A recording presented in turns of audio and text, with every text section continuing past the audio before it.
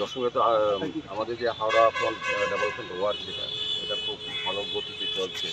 তো আজকে আমরা একটু ভিজিট করেছি আমাদের কমিশনার সাহেব আছে, আমাদের এমএসি মেম্বার, প্রধান সেক্রেটারি, আমাদের পুলিশ কর্পোরেটর আছে, জাহ্নবী দাস চৌধুরী, আমাদের নিবাস দাস কর্পোরেটর সহ আমরা ভিজিট করেছি। আমাদের আগে যে আমাদের সমস্ত ইঞ্জিনিয়াররা আছেন এখানে। মূল উদ্দেশ্য হচ্ছে সামনে দুর্গাপূজা, এর আগে যাতে দশমীঘাট একদম কাজটা শেষ হয় সেদিকে দেখা এবং সঙ্গে আমরা কথা বলেছি।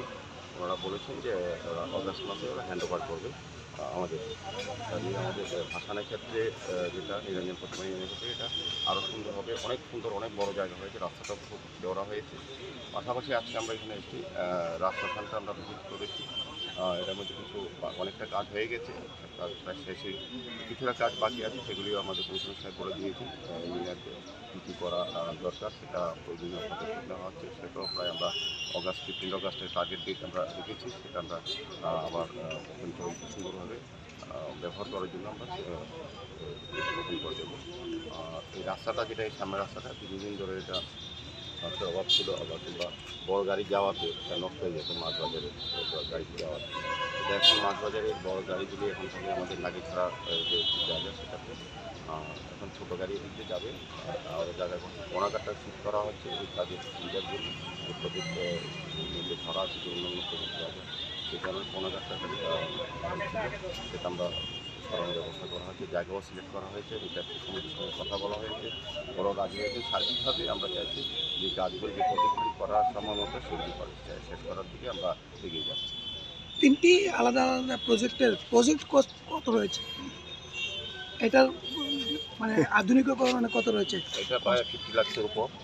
এটা হচ্ছে 56 লাখ টাকার যে রাজ শ্মশানের যে সংস্কার যেটা কাজ, 56 লাখ টাকার কাজ হচ্ছে।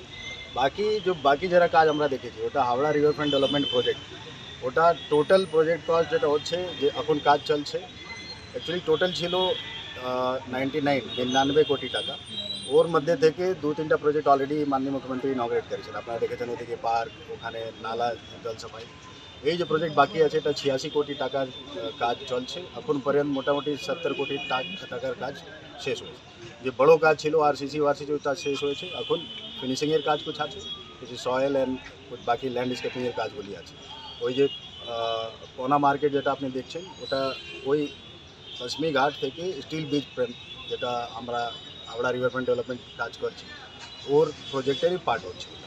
বেসিক্যালি আমরা দুটাই প্রজেক্ট ভিজিট করেছি। এটা এএমসি স্বয়ং, এএমসি ওন সোর্স ইনকাম থেকে এটা করছে। এটা খাস জায়গায়, আগে অনেক টাইমে কনফিউশন ছিল যে এটা কার জায়গায়, কিন্তু it is government, that's why we are doing.